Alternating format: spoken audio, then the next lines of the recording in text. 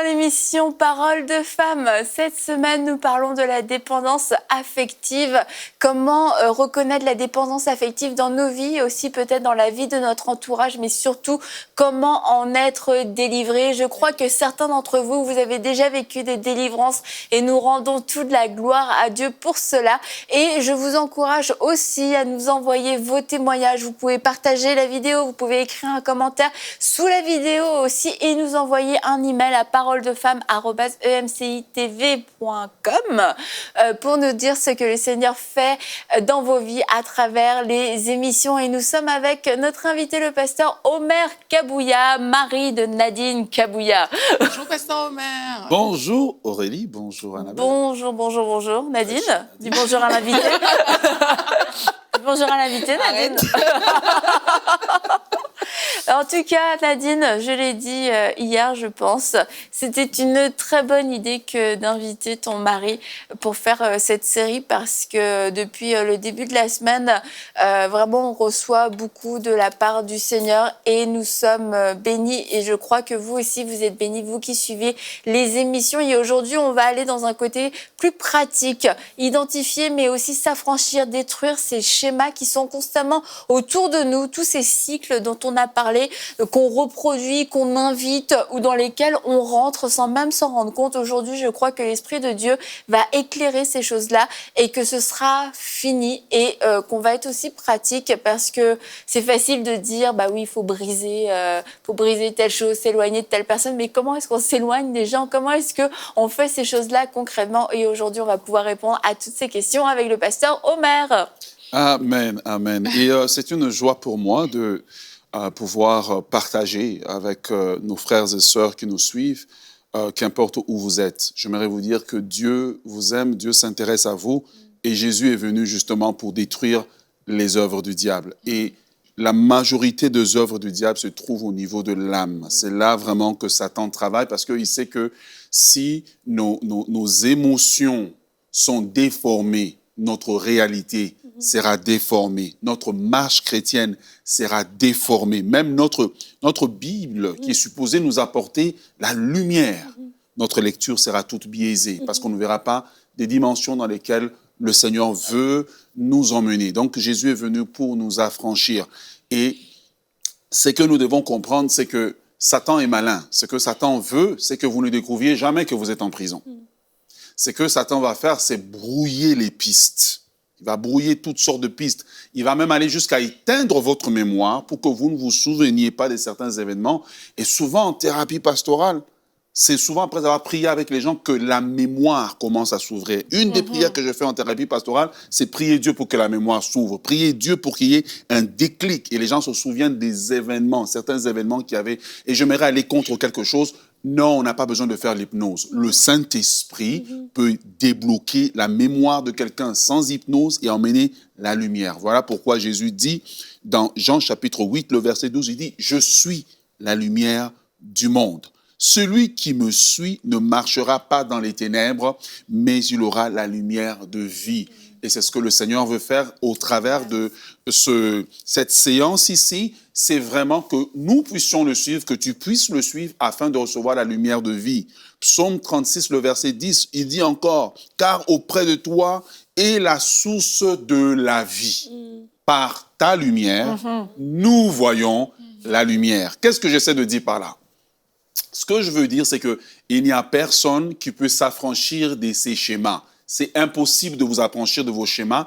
La meilleure façon de s'affranchir des schémas, je n'ai pas dit de couvrir les schémas, je n'ai pas parlé de les reprogrammer, mais de s'affranchir, il faut que Dieu lui-même identifie les schémas. Il faut que Dieu lui-même jette la lumière sur les schémas. C'est à partir de là maintenant que nous allons identifier les bonnes choses et pouvoir avoir une stratégie divine afin de pouvoir les régler, parce que d'une personne à l'autre, le problème peut être le même, mais la stratégie pour s'en sortir est différente. Quand on comprend qu'une relation une personne qui est dans une relation dépendante affective ou une personne qui a de la dépendance affective, la façon dont elle va s'en défaire par rapport à une amitié n'est pas la même que quand tu es, par exemple, dans un couple. Tu vois, on parle, par exemple, que tu peux, par exemple, te défaire carrément, oublier la personne, te détacher. Mais quand tu es dépendante affective dans le couple, dans le mariage, la stratégie, elle est différente.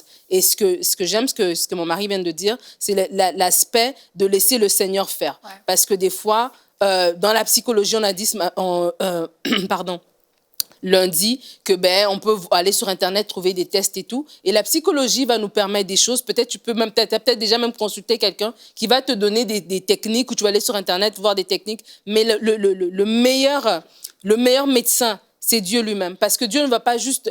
La technique va nous dire, OK, il faut que je compense telle chose pour telle chose. Une personne qui est dépendante affective va peut-être compenser le temps qu'elle était toujours avec son ami, avec qui elle était en codépendance. Elle lâche ça, mais elle va se mettre maintenant peut-être à faire du sport ou à faire une activité à l'excès. Mais lorsqu'on rencontre le Seigneur, lorsque c'est Dieu qui change, il ne vient pas juste compenser, il ne vient pas juste couvrir, il ne vient pas juste échanger la pomme pour une orange, mais il vient transformer. Et c'est pour ça que c'est important de dire, on est dans une émission chrétienne et peut-être vous connaissez des personnes qui qui sont dépendantes affectives, mais qui ne sont pas au Seigneur. La première chose, c'est d'abord de leur présenter l'évangile. Parce qu'il y a quelque chose que Dieu fait qu'un médecin ne pourra pas faire, qu'un psychologue ne pourra pas faire. Et c'est important d'amener les gens vers le Seigneur pour que vraiment le Saint-Esprit fasse ce travail-là, parce que ce n'est pas juste de couvrir, ce n'est pas juste de colmater, mais c'est vraiment de transformer, en fait. Puis ça, c'est super important dans toutes ces choses-là, de le faire avec l'Esprit de Dieu. Mm-hmm. Moi, je crois que dans la parole de Dieu aussi, il y a beaucoup à aller chercher là.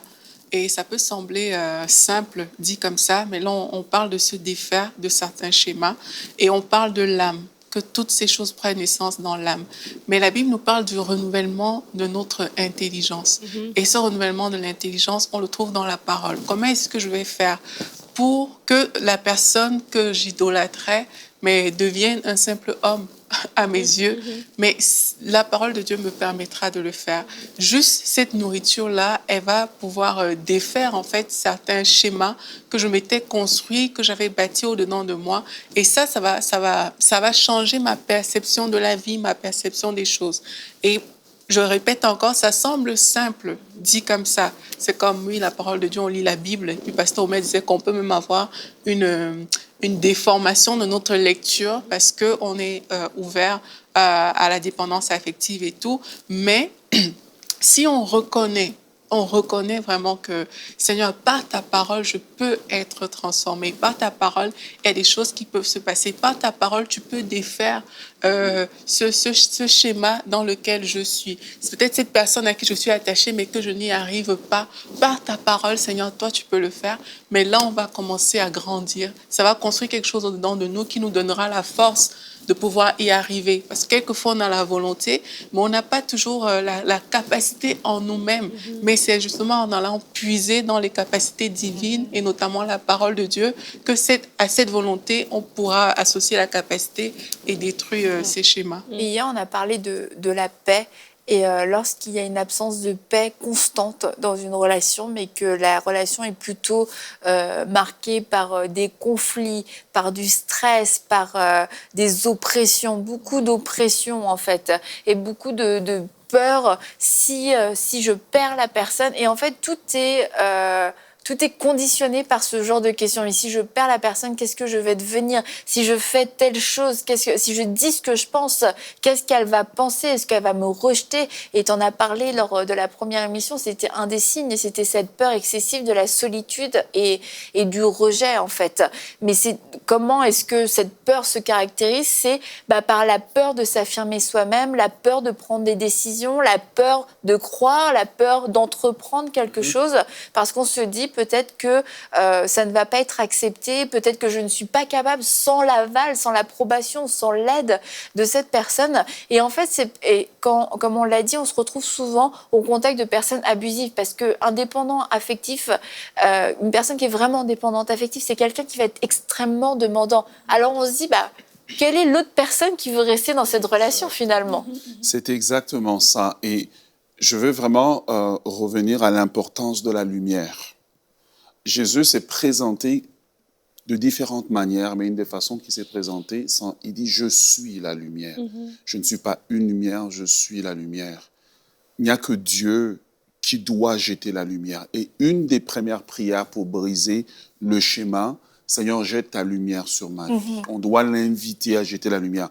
Dans le monde, il parle de reprogrammation neuro, je ne sais plus trop quoi, là, PNL.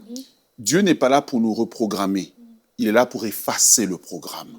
Il est là pour ôter le mauvais programme et le remplacer maintenant par de la bonne chose. Le monde reprogramme sur la matière qui est déjà là, mais Jésus vient enlever ce qui est là et il met les bonnes choses. Donc, la première des choses qu'il faut faire, c'est qu'il faut comprendre que toute relation qui n'apporte pas la paix, la joie et une croissance et un développement personnel, bien, c'est une relation qui n'est pas bonne. Et une personne, si moi je suis, exemple, dépendant affectif, et que l'autre personne est constamment dans la relation, c'est parce qu'elle y gagne quelque chose. Et donc, le Seigneur doit jeter d'abord la lumière. Pourquoi? Parce qu'en jetant la lumière, c'est que nous comprenons que, prenons qu'on appelle la personne un patient, le patient est là, ben on ne peut pas opérer partout en même temps. Le Seigneur va éclairer d'abord une première zone qu'il faut traiter.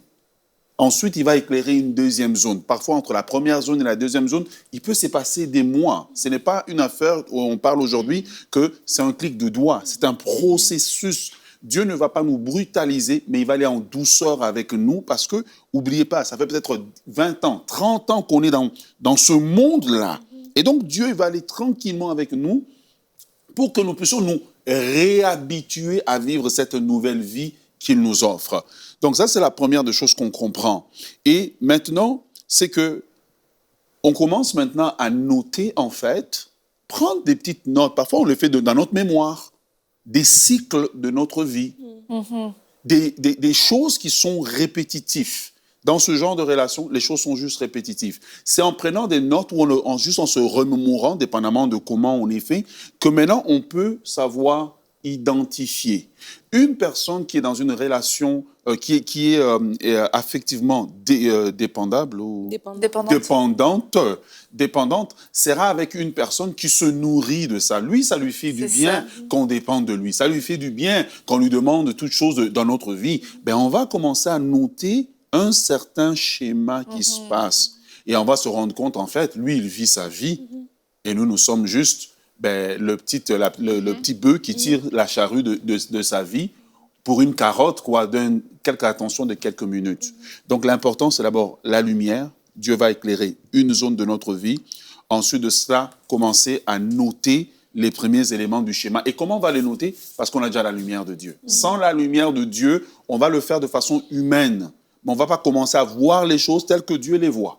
Et une des prières, c'est Seigneur, montre-moi comme toi tu le vois. Et une chose importante aussi que j'aimerais souligner, c'est que la personne qui peut-être profite de l'autre n'est pas forcément responsable. Alors, quand je dis ça, comprenez-moi bien, parce que là, on va me dire, oui, mais attends, tu as vu certaines situations, comment est-ce que tu peux dire ça, Annabelle?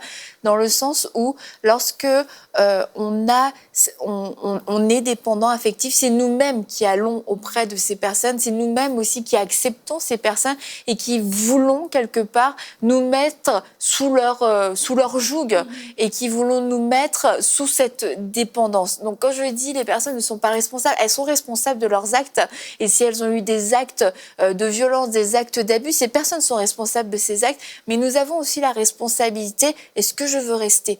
Est-ce que je peux partir? Est-ce que je peux rester? C'est un choix, en fait. Et c'est dans ce sens où je dis que cette personne-là, c'est pas elle qui nous tient réellement captive. C'est notre malaise, c'est notre mal dans l'âme qui nous fait croire qu'on n'a pas le choix de rester, mais nous avons le choix et nous avons la possibilité de partir. Effectivement, c'est pour ça que le psalmiste dit que par ta lumière, nous voyons la lumière. L'importance de la lumière est la fondation pour se sortir de là. Pourquoi? Parce que quand le Seigneur commence à nous éclairer maintenant, Seigneur, éclaire ma vie. Montre-moi pourquoi je me sens comme ça. Montre-moi pourquoi je souffre. Eh bien, Dieu va commencer maintenant un travail d'éclairer pour nous montrer la prison. Parce que Satan, quand il met quelqu'un dans la prison, il est intelligent, il éteint la lumière. Donc, vous êtes dans la prison, mais vous pensez que tout va bien, tout est normal. Or, Jésus, quand il vient, il rentre dans notre prison, il allume la lumière. Là, on peut commencer à voir la vie pour ce qu'elle est, les gens pour ce qu'ils sont. Parce que dans le noir, tout le monde se ressemble. Alors, il allume cette lumière-là. Et une fois qu'il a allumé cette lumière-là, maintenant, il va nous montrer d'où vient notre dépendance. Et donc, quand on commence à prier, ce n'est plus des prières mécaniques comme on fait. Gloire au Père, gloire au Saint-Esprit, Jéhovah Jireh. Non, là, c'est des prières où, Seigneur, éclaire ma vie. Montre-moi d'où ça vient. Pourquoi je souffre? Dieu, maintenant, va commencer à nous révéler. C'est là que nous voyons la lumière, parce qu'il nous révèle maintenant d'où vient notre problème. Oui, et c'est important de rester dans cette attitude, Pasteur Omer, parce que quelquefois, la chose qu'on peut voir, que Dieu nous a montré, ça peut être effrayant, ça peut nous dépasser. Et parfois aussi, le fait juste de saisir une information, on peut la prendre et dire, OK, je vais travailler dessus, etc. Mais ce n'est pas toujours ce qu'il faut faire. Il faut rester dans cette attitude où on sait que Dieu nous a montré quelque chose et que Dieu est prêt à finir le processus avec nous. Il ne nous a pas montré pour nous dire, OK, tu gères maintenant, mais il est là vraiment pour nous accompagner jusqu'au bout. Et même quand on prie, je crois que c'est important aussi, il a dit de ne pas faire des prières mécaniques. Donc, ça veut dire de prier sincèrement, de dire, en fait, Seigneur, je te demande pardon d'avoir mis quelqu'un d'autre au-dessus de toi. Et je te demande pardon de pendant tout ce temps-là, d'avoir pensé que je serais épanouie, je serais heureuse, je serais validée par la parole de telle personne ou par les actions de telle personne, d'avoir cherché mon approbation chez telle personne. Et vraiment, c'est sincèrement. Et lorsqu'on parle avec Dieu, petit à petit, il y a cette sincérité, parce que des fois aussi, même nous-mêmes, de se rendre compte que voilà, j'ai 38 ans, j'ai 42 ans, j'ai 45 ans, et puis je dépends de cette relation. Mon amie est partie en voyage et puis pendant les 2 semaines qu'elle n'est pas là, c'est comme si j'ai perdu mes repères. Ça peut des fois aussi être même troublant pour nous-mêmes. Et donc vraiment, quand on arrive à faire cette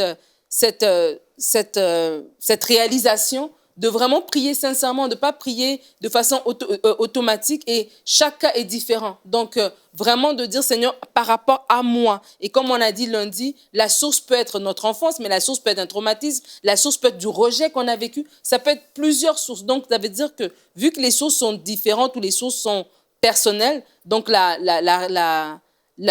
source de traitement ou bien le traitement aussi, il est personnel. Donc, vraiment de prendre le temps avec Dieu de façon sincère, de se repentir de comment on a marché et sincèrement demander au Seigneur d'agir en fait. Et j'aimerais souligner que Dieu, lorsqu'il le fait, Dieu ne nous humilie pas. Dieu le fait dans la douceur. Dieu est doux. S'il y a une chose qu'on découvre dans la thérapie pastorale lorsqu'elle est bien faite, Dieu est doux. Et donc Dieu, comme disait Nadine, il va nous révéler maintenant la source. Et parfois, c'est des choses qu'on n'aurait même pas pensé. Puis un jour, vous avez prié dans le secret, puis un jour, vous marchez comme ça, puis c'est juste un élément qui est très simple, et c'est comme s'il y a un déclenchement, une lumière. Par ta lumière, je vois Voilà, exactement. Une lumière qui se fait en nous, et on se rend compte que mon problème, ce n'est pas mon vis-à-vis, mais mon problème, c'est un événement. Mon problème, c'est une façon dont j'ai été traité dans mon enfance. J'ai été peut-être responsabilisé très tôt. On ne m'a jamais dit que j'étais belle. Et parce que je croisais le premier homme qui m'a dit que j'étais belle, je me suis donné. Et puis là, je me suis retrouvé avec un enfant. Il m'a quitté. Fait que là, je devais trouver un deuxième homme qui, lui, pouvait me continuer à me dire qu'il m'aime, mais il a pris tout mon argent. Fait que le cycle a continué. Mais le problème, c'est pas les gens qui rentrent dans notre vie. Le problème, c'est une porte qui a été ouverte. Et j'aimerais dire que 2 enfants peuvent grandir dans le même environnement, mais parce que les âmes sont différentes, ils réagissent de façon différente. Quelque chose peut arriver, ça n'affecte pas un enfant, mais l'autre, il n'a rien dit. Mais ça l'a affecté jusque dans l'âge adulte. Et c'est là maintenant, lorsque nous avons prié, que Dieu nous révèle, il nous montre si nous avons besoin de pardonner, de nous repentir ou de renoncer. Et là, on va toujours prier par rapport à l'âme. Seigneur, délivre mon âme de sa prison. Seigneur, rééquilibre mon âme, guéris mon âme. C'est vraiment des prières de l'intérieur de sincérité. Et le psalmiste, David, est spécialiste là-dedans. Il est vraiment spécialiste là-dedans. Et c'est là maintenant, on demande à Dieu de guérir notre âme. C'est là qu'on lui demande maintenant de combler le vide. Parce qu'il y a un vide. Il y a un vide qui est là. Et c'est ce vide qui fait qu'on essaie toujours de le combler. Mais comme on avait dit dans l'émission précédente, l'âme est malade, elle est trouée, c'est comme un peu des poumons cancéreux, ils ne retiennent rien, il n'y a rien qui est retenu, tout ce qui est mis. Et la seule chose qui peut combler, c'est comme la femme samaritaine a croisé Jésus au puits, c'est l'eau que Jésus donne. C'est l'eau que Jésus donne. Et quand cette femme a découvert ça, elle a dit, donne-moi de cette eau. afin que je ne puisse plus retourner vers tout ce que je pensais qui pouvait combler le vide de mon âme. Il y a des choses dans votre vie, ce n'est pas un homme qui va le combler, ce n'est pas le matériel qui va le combler, mais que c'est Dieu lui-même. Pasteur Omar, est-ce que tu peux prier maintenant pour Certainement. ces gens là, s'il te plaît? Alléluia. Seigneur, nous venons devant toi et merci parce que d'abord tu es amour. Merci parce que tu nous aimes d'un amour infini. Et tu ne tiens pas compte de nos temps d'ignorance. Je prie pour mes frères et sœurs qui suivent cette émission et qui jusqu'aujourd'hui vivaient un certain type de vie et ils se rendent compte aujourd'hui qu'en réalité ils sont en prison. Je proclame sur votre vie que Jésus est venu pour détruire les œuvres du diable. Je proclame sur votre vie, alors que vous êtes en train de suivre cette émission, que la lumière de Dieu se fait dans votre maison, se fait dans votre maison, se fait dans votre vie, alors que vous êtes en train de suivre cette émission. Et pendant qu'on est en train de suivre cette émission, dès le départ de cette émission, le Saint-Esprit me montrait une femme qui est en Europe. Tu es en train de suivre cette émission. Il est environ 15h30 de l'après-midi pendant que tu suis cette émission. Et tu as mis ça juste par hasard pour combler le temps. Et tu es dans la cuisine au moment où tu es en train de suivre cette émission. Tu portes une blouse blanche et tu as les cheveux attachés en arrière. Et Dieu est en train de te parler parce que ça fait près de 15 ans que tu es en train de pleurer, cherchant la solution. Le Seigneur est en train de te libérer maintenant, te libérer de l'angoisse que tu vis, de la lourdeur que tu vis. Tu pensais que le problème, c'est ton conjoint, mais Dieu te révèle que c'est l'abus que tu as vécu dans ton enfance. Et en ce moment, cette chaîne est en train de casser dans le nom puissant de Jésus. Reçois la libération au nom de Jésus. Je commande aux esprits de peur qui tiennent les cœurs captifs, qui les tiennent, que les gens se disent, mais qu'est-ce qui va se passer si je découvre? Au nom puissant de Jésus, que tous ces démons qui vous disent que votre monde va s'écrouler, au nom de Jésus, soyez liés, libérés maintenant, et que la lumière du Saint-Esprit pénètre dans le cœur au nom puissant de Jésus de Nazareth. Père, nous prions qu'il y ait un vent de libération, un vent de guérison, un vent de restauration, de la lumière du Saint-Esprit qui pénètre dans les prisons, de la même façon que tu es pénétré dans la prison de Pierre, sans que la porte ne soit ouverte, tu as pénétré et tu as ouvert la porte de l'intérieur. Au nom de Jésus, nous demandons, Père, qu'il y ait une ouverture des portes de prison. Amen. Je proclame sur votre vie une saison d'affranchissement. Une saison d'affranchissement du joug d'hier. Une saison d'affranchissement de ce qui a été fait dans votre vie, de ce qui a été déposé dans votre âme. Que comme la puce sort d'une plaie, maintenant, qui commence à avoir maintenant des émotions négatives qui sortent de votre corps, qui sortent de votre âme. Au nom de Jésus, que votre âme soit purifié par la puissance du sang précieux de Jésus de Nazareth. Soyez restaurés au nom de Jésus. Amen. Amen. Merci beaucoup, pasteur. Merci, j'espère que vous avez reçu cette prière avec un esprit de foi parce que le Saint-Esprit est vraiment à l'action depuis à l'œuvre, depuis le début de la semaine. Et comme on en a parlé aussi en début d'émission, je crois que la lumière a été mise sur des schémas, sur des cycles, sur aussi des relations qui étaient toxiques, des personnes qui étaient contrôlantes aussi dans certaines vies. Mais maintenant, concrètement, comment est-ce qu'on peut mettre un terme à cette relation? On a identifié que c'était mauvais, on a identifié qu'on a peut-être tenu quelqu'un captif ou que nous-mêmes, on a été tenus captifs, mais aujourd'hui, comment est-ce que je fais pour sortir? Alors, donc, comme on a vu en amont, il y a un travail que le Seigneur fait. Et le premier travail, c'est le travail d'abord intérieur. On ne peut pas traiter l'extérieur tant que l'intérieur, il n'y a pas eu une rénovation. Donc, le Seigneur fait d'abord ce travail de restauration intérieure pour nous rendre d'abord solides, afin que nous puissions marcher maintenant dans la victoire. Et comme le disait Aurélie tout à l'heure, afin qu'aussi nos pensées soient renouvelées, parce qu'il faut qu'on commence à penser d'une nouvelle manière. Et donc, à partir de là, on comprend alors que nous nous appuyons sur le psaume 139, le verset 14, où le psalmiste dit « Je te loue, je suis, de ce que je suis une créature merveilleuse. » Cette personne qui avait une faible estime de soi commence à s'estimer. On ne peut sortir que quand on commence à s'estimer soi-même. On ne se donne pas notre valeur, mais la valeur que Dieu nous donne. Donc on se voit comme Dieu nous voit, ce qui nous permet à ce moment-là, qu'une fois qu'on commence à s'apprécier, bien on commence à couper avec les relations toxiques, où on commence à les limiter. Ces personnes qui profitent de notre vulnérabilité, si c'est des personnes dont on ne peut pas se débarrasser, ben on peut les voir de façon espacée. On pose des limites, en fait. Voilà, c'est ça. Si on se parlait tous les jours, tranquillement, on apprend maintenant à les laisser aller, parce que ces personnes ont aussi besoin qu'on les laisse aller, et on commence à poser des limites. On commence à éviter toute conversation qui touche aux émotions, toute conversation qui touche à quelque chose qui est trop intime, quelque chose qui est trop sensible à nous. On commence à éviter ça. Et nous aussi, pendant qu'on est en train de faire ça, ben on se nourrit aussi de la parole qui nous dit qui nous sommes en Christ, notre identité en Christ, c'est que Christ a fait pour nous nos droits en tant qu'enfants de Dieu. On comprend que nous sommes assis dans les lieux spirituels en Jésus-Christ. Nous ne sommes pas ce que notre passé dit ou ce que nos circonstances disent.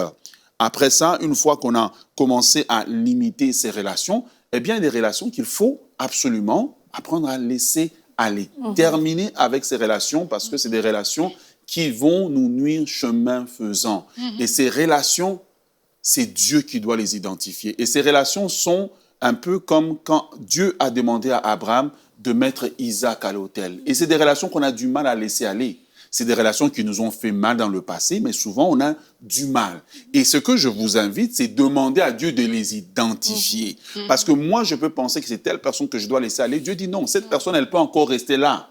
On va la traiter comme Lot dans une autre saison.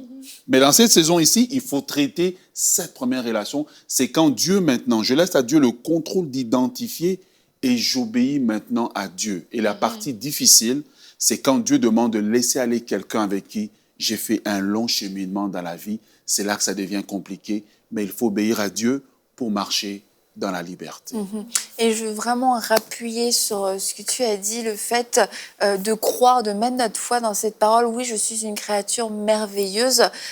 Pourquoi ? Parce que tout simplement, le fait de réaliser notre identité, le fait de réaliser notre valeur, ça va faire que ce ne sera pas juste une résolution de quitter une personne qui est une personne avec un nom dans une situation bien précise, c'est qu'on va quitter en fait un schéma et qu'on n'y reviendra plus jamais. Parce que si on n'a pas cette révélation de notre identité, ni de l'amour de Dieu, bah oui, on va quitter une personne parce qu'on s'est rendu compte que oui, la relation était toxique, mais on va y revenir parce qu'on a la même faiblesse, on a les mêmes penchants et on aura les mêmes désirs et on aura les mêmes tentations demain. Donc là, c'est pas juste d'enlever des gens de notre vie pour les enlever de notre vie, c'est nous vivre, comme tu l'as dit, d'abord une restauration de l'intérieur. Comme tu as dit, on s'attaque aux racines plutôt que de s'attaquer aux fruits, parce que sinon l'histoire va encore se réécrire encore et encore. Mais nous croyons que cette semaine, Dieu a mis un mot final à tous ces liens et vraiment on se réjouit pour cette vie de liberté que vous avez commencé à expérimenter. Et demain, on se retrouve pour une prochaine émission de Paroles de Femmes.